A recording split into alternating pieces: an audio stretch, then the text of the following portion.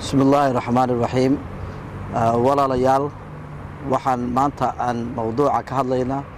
arrinkii nimankii lacagta ogaasha ku gurtay arrinkii walaalayaal yaan rabnaa inaan dadkii shacabka iyo dadkeeniba aan la socodsiino xagay xaaladdu socoto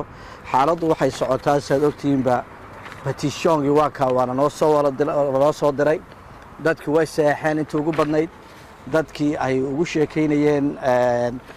dad badan oo maaragtay bixiyay lacagta oo ku bixiyay magaca ogaaska lawyerkii amba avokaagii oon qabanay avokaagaas oon aad iyo aad xaaladda noola socodsiiyey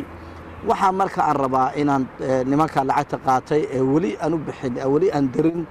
aan jeclaan lahaa inay walaalow markii ugu dambeysay aan rabaa inaan u sheego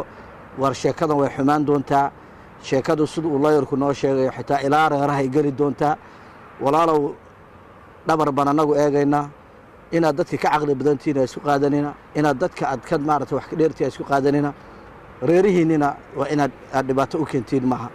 waayo waa la baari doonaa wax la wixii mataqaanaa koonadkiina ah amba akawntadiina beelaha lacagtu mareen xitaa telefoonadiina la baari doonaa buu xitaa uu naga yidhi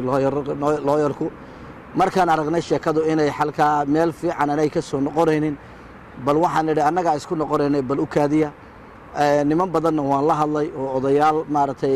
arrinka ku jira bal yarsig bay yidhahaan ugu dambeyn waan la hadlaynaa marka aniga dhowr nin oo kale lawyerkii marka aan maanta la joognay waxa uu noo sheegay sheekadan inay soconayn halkii kale xitaa Ismaaciil Idiyatiisi markuu akhristay interviewgan ka qaaday wuxuu yidhi libaaxan Ismaaciil iyo sheekadiisa ma soconayso buu laakiin sidii uu yidhi maan ugu qoray wuxuu yidhi wuu ku jiraa sheekada laba ugu jiraa buu yidhi lacagta uu leeyahay ma sheegayo inta ay tahay iyo cidda saddexaad ee lagu wareejiyo uu leeyahay wuxuu yidhi taasi ma soconayso buu yidhi taasi isna uu ku jiraa buu yidhi marka sharci ahaan baa laga hadlayaa laakiinse dee waxaan anigu aan jeclaan lahaa oon rabaa walaalahayow inaan arrinkan aan ku soo gabagabayno si qurux badan oo sharaf ku jirto oo dadnimadeenna aan ilaalino oon ilaahay aan ka cabsano war ilaahay ka baqa war ummadiisa rasuulkana maaragtay ka baqa oo ixtiraama dadkeennana aan ixtiraano waxaana waa ceeb waxaan iskaga tanaasula ilaa imika aad adkaynaysiin leeyihin waxbana nagama qaadayo war waddanka sharci baa jira anigu waa kaad saad arkaysiinba petitionkii dadkii dhan way noo seexeen dadoo dhan baa noo wada seexay xalay baan ka soo qaadnay dad baa maalimahan oo dhanba ku jiray shaqadan oo dadka ka soo qaaday rag iyo dumarba ay ku qoran yihiin telefoonadoodii lawyerka koobi baan uga samaynay gebi oo dhan waan la wada hadlaynaa buu yidhi xitaa maxkamadda marka ay timaado maxkamadda maaragtay yay xitaa ay ka hadli doonaan dadkaasi marka walaalow intayna sheekadu sii xumaanin lacagta ha la iska diro lacagta iska dira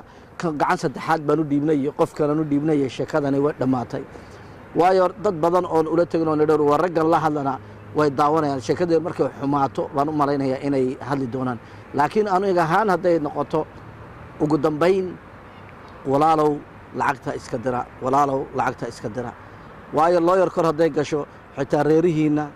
waxa oo dhan bay gali koonadkaa bay geli doontaa koonad baa la baari doonaa nin walba magacdaa meesha ku qoran baa la baari doonaa telefoonadiina la baari doonaa marka walaalahay intay goorgoorta arrinka iska gebagabeeya assalaamu calaykum waraxmatullaahi wabarakaatu